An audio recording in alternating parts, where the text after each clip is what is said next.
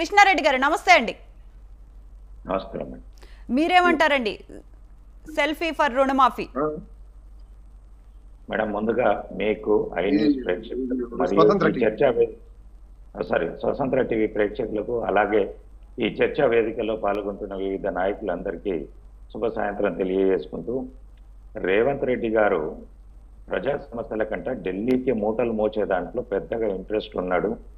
Black mailing రాజకీయాలలో number 1 రాజకీయ నాయకుడు ఎవరన్నా ఉన్నారు అంటే పూర్తి స్థాయిలో ఆరోపణలు చేస్తున్నాము అంటే నిజ నిర్ధారణలతోటి చేస్తున్నాము. రేవంత్ రెడ్డి గారి వ్యవహార శైలి ఎలా ప్రభుత్వం నడుస్తుందంటే 9 నెలలు అయిపోనికి వస్తుంది. ఈ రోజు పూర్తి స్థాయిలో కేబినెట్ విస్తరణ లేదు, అలాగే హోం శాఖ లేదు, శాంతి భద్రతలు లేవు, ప్రజా సమస్యలు పట్టించుకునేటోరు లేరు, జిల్లాలు కమిషన్ మంత్రులు పూర్తి స్థాయిలో కమిషన్ల మీద తప్ప వాళ్లకు మీరు ఎంతనన్నా తెచ్చుకోండి 10% 12% కమిషన్లు తీసుకోండి. ఇవి ఆధారాలతో సహా నేను చెప్తున్నాను.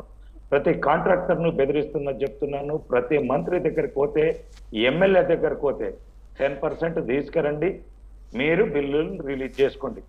ఇదే దంద తప్ప ఆ దాని మీద ధ్యాసతోటి ప్రభుత్వంలో మంత్రులు కావాలనో ఇంకొక శాఖ రావాలనో ప్రభుత్వం ఎలా నడుస్తుందనేది ఏమాత్రం కూడా కాంగ్రెస్ పార్టీకి అవగాహన లేదు, ఆలోచన లేదు. ఎంతసేపు 10-15 సంవత్సరాలు మనం అధికారంలో లేము, మళ్ళీ ఈసారి పోతే మళ్ళీ 20 ఏళ్ల దాకా కూడా తెలంగాణలో అధికారంలోకి రాము అంటే మనం ఎంత సంపాదించుకోవాలా, ఏం చేసుకోవాలి అనే దాని మీద ఉన్న తప్ప ప్రజా సమస్యలు ఏమున్నాయి, రైతులకు మనం ఏం చెప్పినాము, ప్రజలకు ఏమి చెప్పినాము, బడుగు బలహీన వర్గాలకు ఏమి చెప్పినాము, హైదరాబాద్ ప్రజానీకానికి ఏం చెప్పినాము, ఎలా అభివృద్ధి చేస్తామని చెప్పినాము, ఎలాంటి అవసరాలు తీరుస్తామని చెప్పినామనేది పక్కకు పెట్టేసి ఎంతసేపు హైడ్రా అనేది పెట్టడము, బిల్డర్లను బ్లాక్ మెయిలింగ్ చేయడము, డబ్బు సంచులు మూట కట్టడము. ఇప్పుడు మహారాష్ట్ర, మధ్యప్రదేశ్, జమ్మూ కాశ్మీర్ ఎలక్షన్లకు మూటలు ఎలా పంపాలనే దాని మీద ఆలోచన తప్ప ఎంతసేపు రైతు రుణమాఫీ చేద్దామని లేదు, రైతు బంధు ఇద్దామని చెప్పి లేదు,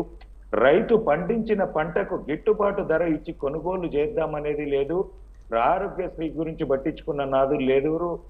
విషయ వివరాలు వచ్చి రైతులు మొన్నటి దాకా తీవ్ర ఇబ్బందులు పడ్డారు, పల్లెలు పట్టణాలు అనేది కాకుండా వాటి గురించి పట్టించుకున్న నాదులు లేదు. ఒక్క మినిస్టర్ కూడా జిల్లాల పర్యటనలు చేసి ప్రజా సమస్యలను ప్రత్యక్షంగా చూసిన నాయకుడే లేడు. ఎంతసేపు పెద్ద పెద్ద మాటలు మాట్లాడడము, బెదిరింపు మాటలు మాట్లాడడము, ఎంతసేపు బ్లాక్ మెయిల్ విధంగానే రాజకీయాన్ని నడుపుతున్నాడు. రేవంత్ రెడ్డి గారికి పూర్తి స్థాయి తెలిసిన రాజకీయం ఏదైనా ఉన్నది అంటే ఆయన రాజకీయాలలో పెద్దగా వచ్చింది కూడా పూర్తి స్థాయి బ్లాక్ మెయిలింగ్ రాజకీయాలు, బెదిరింపు రాజకీయాలు, ఎంతసేపు మీడియాను అడ్డం పెట్టుకోవడము.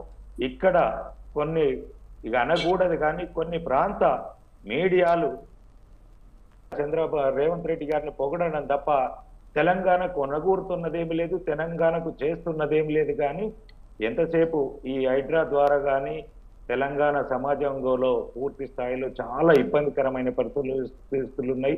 ఈసారి తెలంగాణలో 25% 25% మంది రైతులు పంటలు పెట్టలు సకాలంలో వర్షాలు పడలేవు, పెట్టిన వంట వచ్చే టైంలో అకాల వర్షాలతోటి పూర్తి స్థాయిలో నష్టపోయింది.